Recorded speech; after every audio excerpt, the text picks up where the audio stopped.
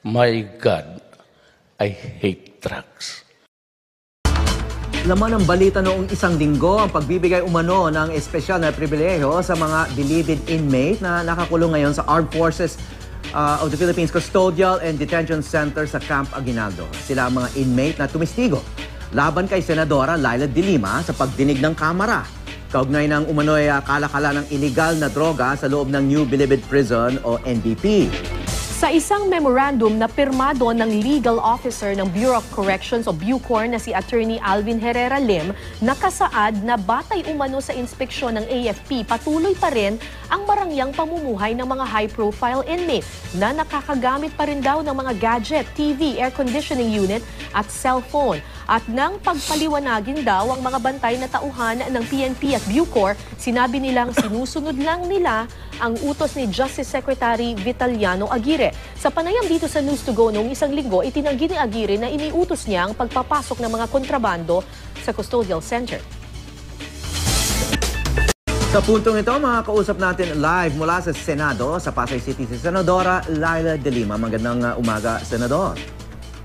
Magandang umaga sa iyo, Howie, and Kara, saka sa mga nanonood sa inyo ngayon. Okay, Senator de Lima, sa panayam dito sa News to Go noong Biyernes, itinanggi na ni Justice Secretary Aguirre na may basbas niya ang pagpapapasok ng mga kontrabando at saka mga electronic gadgets sa custodial center.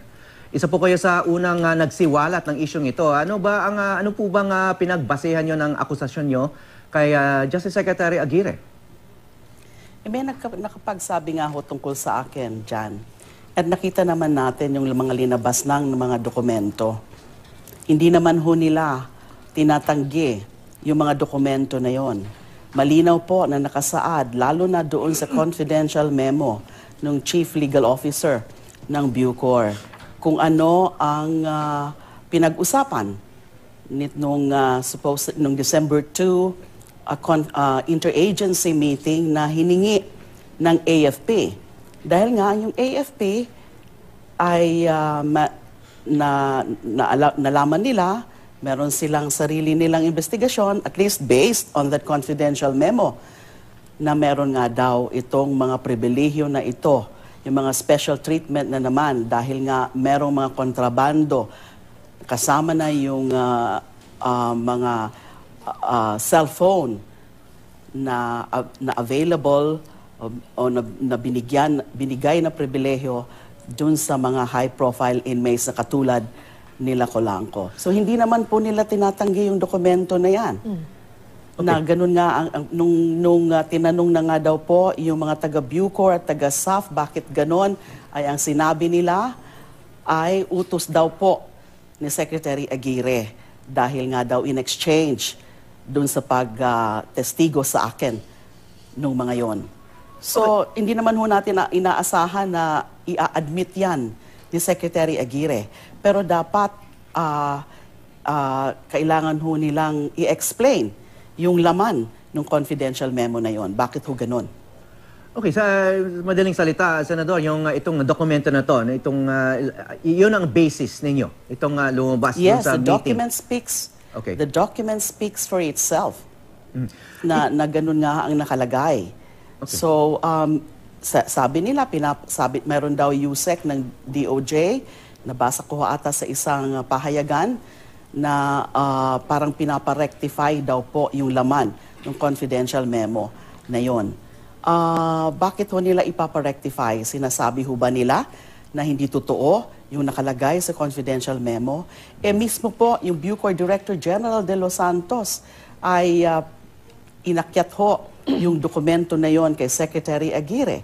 Base din dun sa memorandum ni Director General de Los Santos. So kung hindi totoo yung mga nakalagay doon sa confidential memo na yon ni Attorney Herrera Lim, ay bakit pinadala ng Director General yung confidential memo na yon kay Secretary Aguirre? So yung tanong ay nabasa ba ni Secretary Aguirre yung mga dokumento na yon? Nung nabasa ho nila, ano ho bang ginawa nila? Si Bucor Director General din ho, nung nalaman niya na ganun palang pinag-usapan, ay ano ho bang ginawa? Bakit ngayon lang nila pinalitan yung mga nandoon, yung mga nakabantay? Bakit ngayon lang sila umaksyon? And in the first place, bakit ho hihingi ng another regulation or written regulations like that proposed IRR dun sa MOA between DOJ and AFP kung wala nga ho silang mga nakitang violation? Okay, marami pa kayong mga tanong, no? Kaya isinusulong niyo raw ni Senador Sherwin Gatchalian na paimbestigahan sa Senado itong pagbibigay umano ng VIP treatment ni Secretary Aguirre sa mga bilibid inmate. Bakit po kailangan itong paimbestigahan pa ng Senado? Hindi ho ba magmumukhang naghihiganti lang kayo kay Justice Secretary Aguirre? Hindi po yan sa paghihigante. Nandyan lang ho yung mga impormasyon na yan, nakakarating po sa akin. So karapatan ko at obligasyon ko na isiwalat ho yung mga ganyan na mga impormasyon na nakakarating sa akin. Kasi nakakabahala po yan. Ano ho ba yung, anong klaseng war on drugs ang sinasabi nila? Na ang mga kaya lang nilang patayin ay yung mga walang kaya o yung mga pobre, yung mga maliliit lang ho na mga suspected drug pushers or drug offenders. Pero wala naman ho tayong mga nakikita na mga kinakasuhan na mga big time na mga drug offenders. And then yung mga nagtestigo laban sa akin na mga nagsinungaling ho lahat yan na tinuturo po nila ako na may kinalaman sa droga. Biro nyo, kung talagang totoo yan, na in exchange for their testimony against me, ay restore yung mga pribilehyo na yan, na akin hong pinaalis yan nung nadiskubre ho namin, nung nagkaroon ho kami ng raid noong December 15, 2014. And then, ibabalik nila just because they had testified and falsely at that against me. Ano ho bang, malaki hong kahibangan yan eh. Malaki hong panliling lang ho yan sa publiko. Na ibig sabihin, hindi naman ho talaga sila seryoso dyan sa war on drugs. Basta lang makuha nila ang kagustuhan ng ating Pangulo na ipakulong si Senator Laila De Lima. So bakit ho ganun? Okay, so seryoso pong usapin yan. Pero noong kayo'y Justice Secretary, Senador, may mga nakalusot din ng mga VIP treatment sa mga high-profile inmate ng Bilibid. Nagpalabas pa nga ng video documentary sa House noon eh. Naalala namin na talagang medyo marangya nga. May mga private quarters talaga. Meron pang auditorium yung isang high-profile inmate doon. At may mga litrato pa kasama kayo. Yun na nga po, Howie and Cara, no? Nung nakarating po sa akin yung mga impormasyon na yan, na di umano yung mga big-time drug convicts na yan, ay maranya yung pamumuhay sa loob, including yung mga, yun na nga, yung mga meron silang mga cellphones, meron pang isa doon, merong jacuzzi, ay kaya nga ho ako nag-convene ng interagency group at pina-verify ko po yan sa mga intel agencies at nung na-confirm po ay plinano ho talaga namin yung naging raid noong December 15, 2014. So nung na-discover ho namin ang mga yon, na-confirm ho namin yung mga intel reports, ay agaran ko hong inaksyonan, ay pinadismantle ko po yung mga kubol, pinalipat ko po yung so-called Bilibid 19 doon sa NBI detention facility habang pina-improve ko po, pina-renovate ko po yung facility called Building 14. So inaksyonan ko po yon. Inalis ko po yung mga pribilehyo nila. Kinasuhan pa nga ho ako ng mga yan. Katulad yan ni Colanco dahil nga doon sa mga naging action ko. And then, ibabalik nila ngayon yung mga privileges na yan dahil premyo di umano sa kanilang pagsinungaling against me. Kaya seryoso pong usapin yan. Hindi ko po ito ginagawa. Hindi ko po siniwalat dyan yan para lang gumanti kay Secretary Aguirre, katulad ng mga sinasabi ng iba. Seryosong usapin po ito. Information ko pong nakuha and therefore obligasyon ko po na isiwalat yan sa publiko. At hindi pa ho nila nasasagot yung mga maraming katanungan hinggil dyan. Okay. So, kailangan lang po, at saka I would want to pose a challenge to the House of Representatives. No, hindi lang sa Senado po, kundi sa House of Representatives mismo. If they were so gung-ho dun sa pag-iimbestiga di umano sa aking involvement dyan sa Bilibid drug trade, dyan sa proliferation of drugs inside Bilibid. At nakita nyo naman kung paano ho nila kinonduct yung inquiry na yan. Nandun pa nga yung mga sobrang pagbabastos nila sa akin, sa aking pagkababae. And then, ngayon po, na nakita nila na ganyan ang nangyayari, na binalik yung mga pribilehyo na yan, kailangan imbestigahan din ho yan ng House of Representatives. Hindi ko naman po pinapakialaman ang House of Representatives. I'm just posing a challenge to them. Sana naman, if they have any sense of fair play, ay imbestigahan din nila po yung latest scandal involving the DOJ, specifically Secretary Aguirre. Okay, Senator, ang sinasabi po ni Secretary Aguirre is nililihis nyo lang daw po yung atensyon ng mga tao, lalo pat malapit na daw po kasing lumabas yung resolusyon ng DOJ tungkol sa mga reklamo laban sa inyo kaugnay nitong Bilibid drug trade. Ano po ang reaksyon nyo dito? Hindi po yan ang layunin ko. Ang layunin ko po ay isiwalat ang mga nangyayari na yan. Isiwalat ang katotohanan. Sila nga po ang gustong lumihis nung sunod-sunod na mga skandal.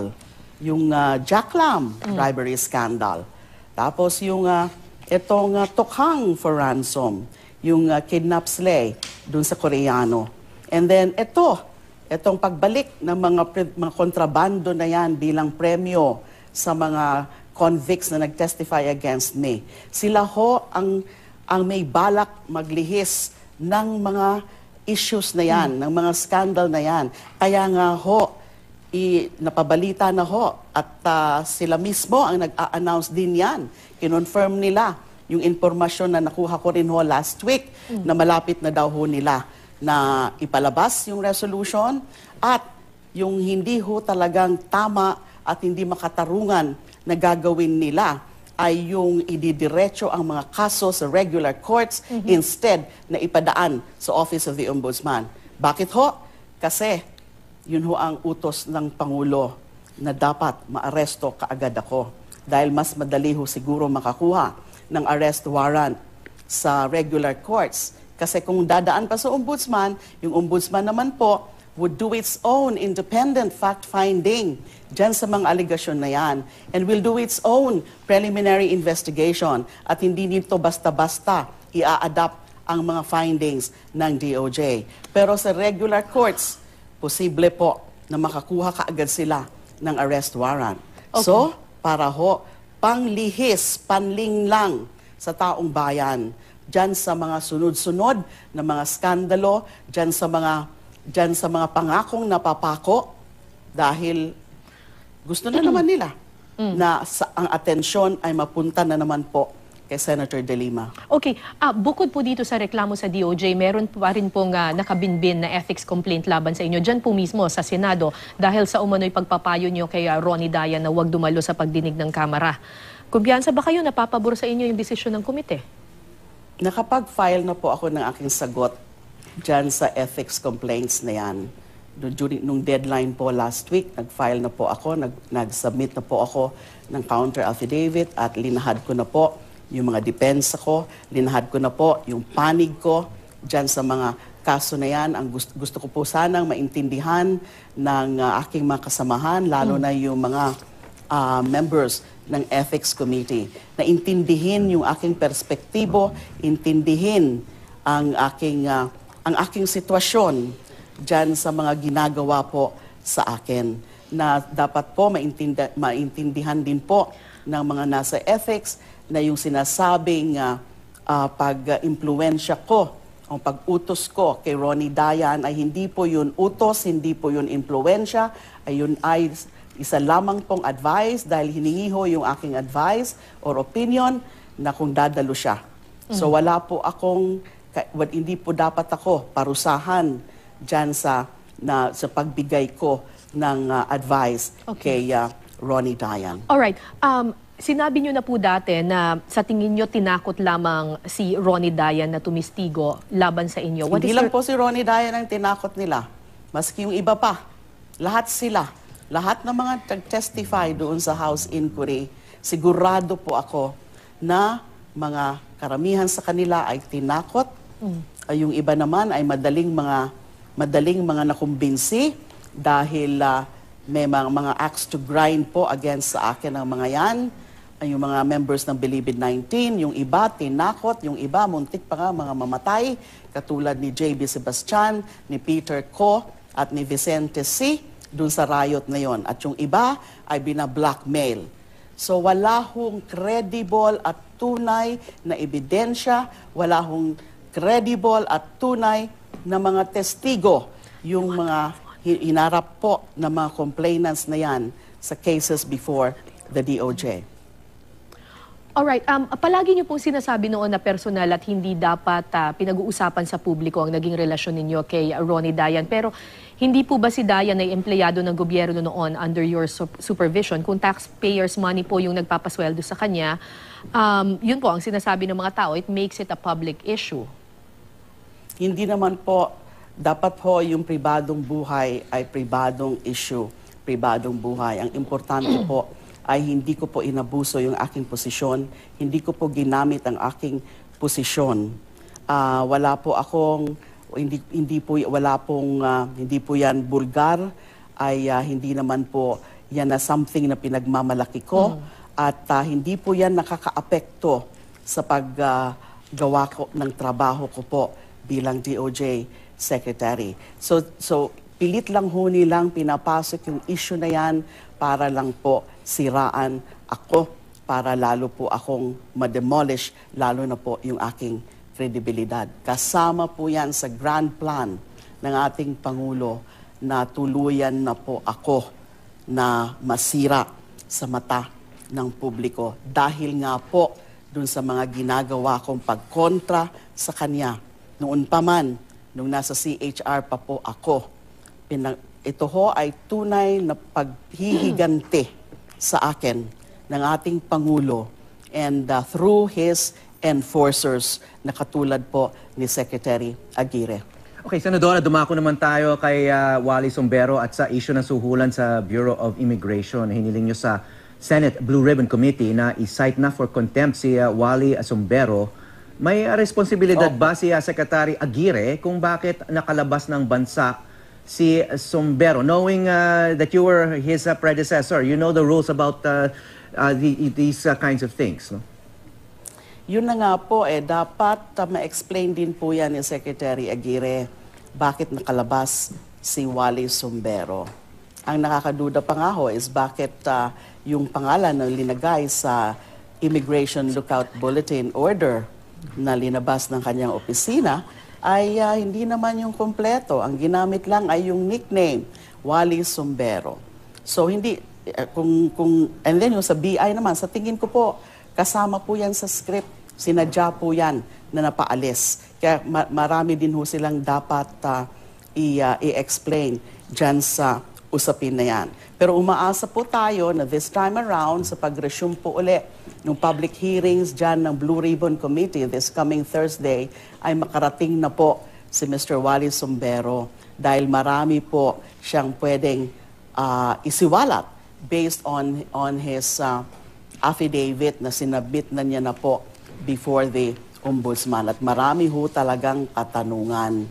At para makita ho natin, sino ho ba talaga ang nagsasabi ng totoo? Sila Argosino Robles sa isang banda o yung grupo naman nila General Calima, ni Commissioner Morente at yan si Mr. Wally Sombero. Nakita naman ho natin yung mga naging developments dyan sa hearing na yan ng Blue Ribbon Committee. And every time na nagkakaroon ng hearing, lalo pong nadidiin, lalo pong lumalabas na ang mukha ho talagang merong kasalanan dito ay yung mga fraternity brothers na yan ng Pangulo, at tinitingnan din ho natin ng husto yung possible culpability and involvement mismo ni Secretary Aguirre. Marami din hong katanungan dyan, lalo na yung tungkol nga dun sa pakikipagkita niya with Jack Lam sa isang pribadong hotel. And then dinadamay pa niya si Chair Andrea Domingo na mariin naman na tinanggi ni Chair Andrea Domingo na meron na inoperan din siya ng bribe ni Jack Lam. Mukha ho atang yan ang ugali ni Secretary Aguirre. In the words nga po of General Calima, doon sa kanyang affidavit and in his testimony, ay ang problema ni Secretary Aguirre is that ang pumapatol siya kaagad ng mga so-called unprocessed information, katulad ng mga chismis. Yung mga so-called information na nakarating sa kanya tungkol sa aking alleged involvement in the bilibid drug trade are also examples of unprocessed information, mga chismis, mga intriga na nanggagaling sa mga karakter na mga unsavory, na mga shadow characters. Pero pinapatulan kaagad ni Secretary Aguirre. That's the kind of Justice Secretary that we have now. May balak po ba kayong magsampa ng reklamo sa Office of the Ombudsman against Secretary Aguirre, hindi lang tungkol dito sa immigration pero on other issues? Yes, Sige po, ma'am. Yes, my legal team is working on it. We are filing our own complaint against Secretary Aguirre with the Office of the Ombudsman. Marami na po ang kasalanan niya. And with that, maraming salamat po sa inyong panahon, Senadora Laila De Lima. Thank you, ma'am, for your time. Maraming salamat din, Howie and Cara. Good day.